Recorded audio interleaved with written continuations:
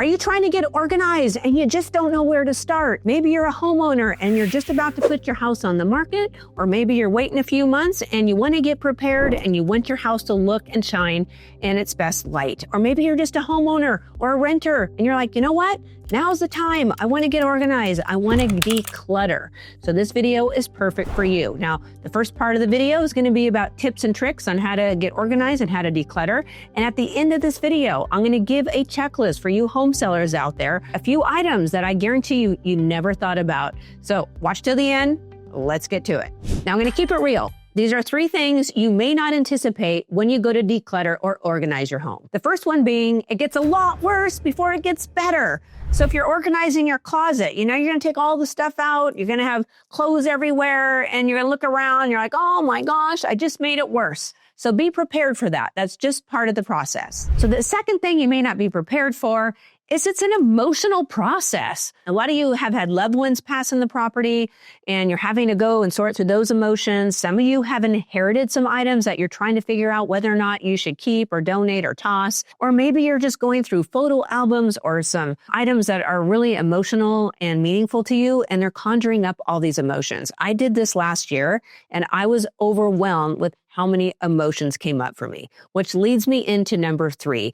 You'd be surprised at how long this process takes, and it's not a process you want to rush. You want to be mindful and thoughtful when you start organizing and sorting. So be patient with yourself, set that extra time aside, and you will feel a whole new fresh start when this process is over. So when I started decluttering last year, I found my inspiration by a gal by the name of Marie Kondo. She has a YouTube channel. I will link it down below. She is amazing. And she has this method she calls the KonMari method, where you sort through your items. You pick up an item and you ask, does this spark joy? And if it's yes, you keep it. And if it's no, you thank it for its service and you put it in the no pile. But it's really a helpful method when you go to sort through some of your items. It was extremely helpful for me. What I really found helpful is Marie Kondo recommends that you sort through your items per category. So the first category she recommends is tackling those closets. So you're going to take all your clothes out of your closets and put them on the bed, or put a sheet down and put your clothes on the floor,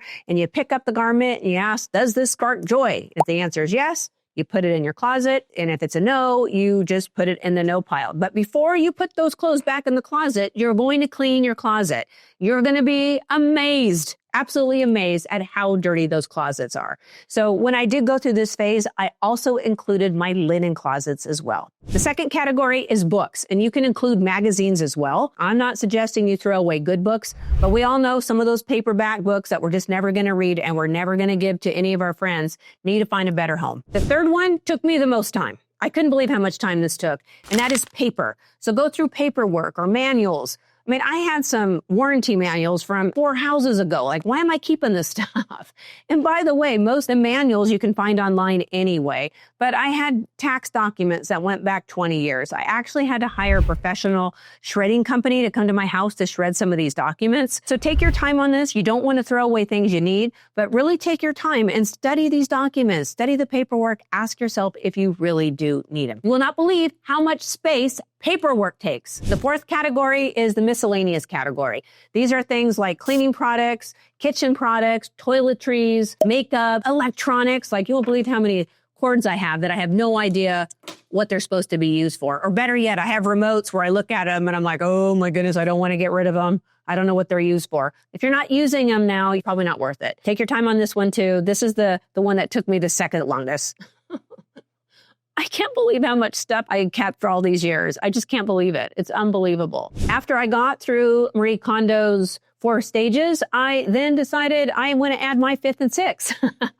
So stage number 5 is go attack the garage. Oh my goodness. I know a lot of us we're just overwhelmed even thinking about it. I know it's hard, especially if you're moving, but it's good to sort through stuff now than wait. Trust me on this. And the phase 6 is the exterior of your home. A lot of you have broken down wheelbarrows and patio furnitures that your kids step through it. You just don't need certain things in your exterior. So if you are planning to declutter and organize your home, I really found that these phases really help me get organized. And I just can't believe how much freer I feel when I'm living in my house. And I know you will too. A lot of you know that I moved 11 times in 23 years. And I always am overwhelmed with how much clutter and and how much stuff I have. And I'd moved a lot and I'd get rid of a lot. It's ridiculous. And I know when you go to move, everyone feels the same way. Like, oh my gosh, I just got too much stuff. I'm never going to do it again. But you will, because you're not changing your behavior. So the beautiful thing about going through these different phases that Marie Kondo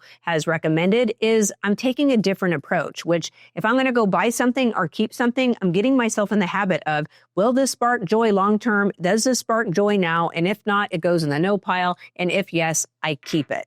So I really haven't bought that much in this last year because I'm being a lot more mindful whenever I add anything to my house. And my house is still really clean and really organized and not overcluttered.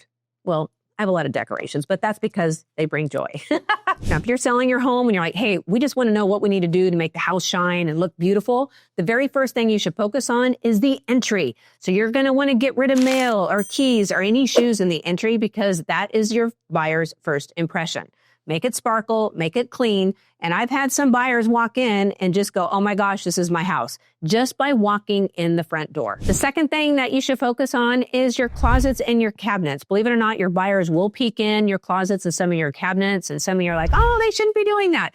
Well, they're not trying to look at your stuff. They're trying to figure out how much storage you have. Maybe there's some items you just don't want to part with. Put them in baskets, make it tidy, and also try to get rid of as many things as you can in those closets and cabinets because you want them to look spacious. The third thing you can do is clear off all countertops. Now, I have another YouTube channel completely dedicated to my home tours. It's linked down in the description, but go look at my kitchens and all my bathrooms. They're usually clean because it makes it look really open. And if you have a lot of decorative things or coffee makers or whatever on the counter, it's distracting. So clear off those countertops the best you can. When in doubt, get rid of it. Less is more when you're going to sell your home. The fourth thing you can really focus on to help the flow of your home is just furniture placement. If you have way too much furniture in the house, it looks way too cluttery, it looks busy, it's distracting, and it makes the rooms look too small. So your visitors should be able to come into each one of your rooms and walk around easily, not like, fit down the hallway. And also, each one of your rooms should be used for the purpose of that room. So you're not going to have a primary bedroom in the dining room, for example. Number 5 is we're going to depersonalize your home. So any really personalized decor needs to go. So you don't have out like what university or high school you graduated from or what awards you had or any of your family photos. They all need to go down. And I mean all of them, take them down. You don't want to have any collectibles out. Some of you collect unicorn figurines or dolls or horses. All that needs to go. You want your buyer in your house focused on how they want to live in the house, not what your hobbies or how you want to live in this home. And the last one is you need a deep clean. Deep clean your home, get the windows washed, clean the seals, vacuum, mop, make sure everything is very tidy. Now that takes a lot of work, but I'm telling you, when I sell homes that are super tidy and really clean, it usually gives the buyer the impression that the house has been well cared for and the owners have pride of ownership. Quick intermission. Today I'm at 92,000 subscribers. You know what my goal is. I'm trying to get to 100,000 subscribers by the end of the year, and I swear I'll never ask again. So please subscribe to this channel if you're getting any benefit. And that's all I wanted to say. All right, let's get back into it. Okay, sellers, here's your checklist. First thing you should do is call your insurance company. You're going to ask them 2 questions. If they can provide an insurance claim report, even if you have no insurance claims, ask them for an email or confirmation that there's been no insurance claims. Your buyer will want to know. And if you do have insurance claims on your property, you want to ask for a printout of the scope of the work. Your buyer will ask you, and it's better to provide that up front than go down the process and then have your buyer back out. So ask your insurance for that. And the second thing you want to ask your insurance company for is ask them if they can insure the liability limits, because you never know what could potentially happen on your property. And also, it's not that much more to increase your limits significantly. The second thing is if your house is held in a trust, then you need to provide the listing agent with a copy of the trust certificate or the entire trust. Now, I prefer you providing just the trust certificate because there's a lot of details in that trust that you don't want, the broker or the listing agent to know about. Now, the reason why I bring this to your attention is because when you go to sign a listing agreement, they're going to ask you for one of these 2 things, and and you're going to be like, oh, I don't know where I put it. I put it in the drawer. Oh my goodness. So make sure you hunt that down. So when you sit down with that listing agent, you can provide that immediately. The third thing that you should provide the listing agent is if you have solar panels, whether they're leased or their own, you need to have the energy agreement. You need to have the monitoring. You need to know the placement. All of the solar details you can provide, you want to get that before you even sign a listing agreement. Number 4, if there's any reports that you need to provide to the buyer during the process, I suggest you get that done ahead of time. So in my area, it's very customary for the seller to provide a termite report. Get that done ahead of time. Septic inspections are also something that's customary for the seller to provide. So in your area, if there are certain reports that are customary, get those done ahead of time because you don't want anything holding up the transaction. What happens if you can't get that termite guy out? Or what happens if you can't get the septic inspector out? Get it done ahead of time. You'll thank me for that later. Number 5, if you've had any major improvements on your house or any additions, make sure you have receipts or documentation. So if you had an addition or if you had permits or if you just installed the entire HVAC system or you remodeled the entire kitchen, you need to get all those receipts out because your buyer more than likely will ask for it. And a lot of you need to figure out your capital gains exposure anyway, so it's good to have those receipts. Make copies, take pictures, scan them, whatever, but that's something that you should be going through as you're organizing and decluttering your home. For those of you who are thinking about putting their house on the market, I highly suggest that you find your agent sooner than later. The reason why is they should be a partnership with you, right? They should be telling you, hey, you need to paint your walls, and hey, you need to declutter these things, and hey, these things need to be working, or hey, these things are fine. You need to find that agent now. When you're paying them a lot of money, have them work for you during the process. And also, the reason why I want you to find your agent now is because you want to ask them for the seller disclosures. In every state, the seller is required to fill out paperwork that discloses everything you know about the property. And I want you to take your time doing this.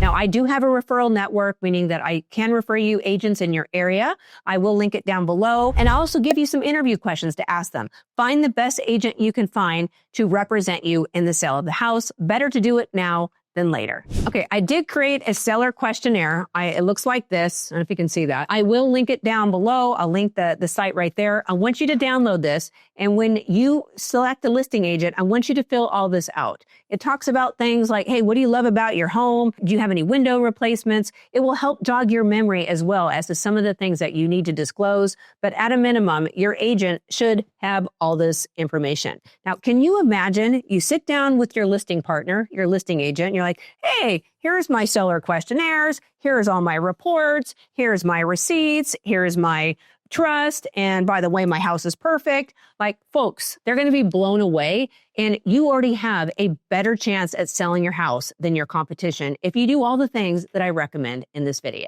Okay, Ozzy and I are going to bed. It's 11:07 on a Friday night. Yep, I'm burning the midnight oil. So if you got any benefit out of this video, please subscribe to my channel and please comment down below if you have any other suggestions or any recommendations or anything else I forgot. Thanks so much for your support, and I'll see you in the next one.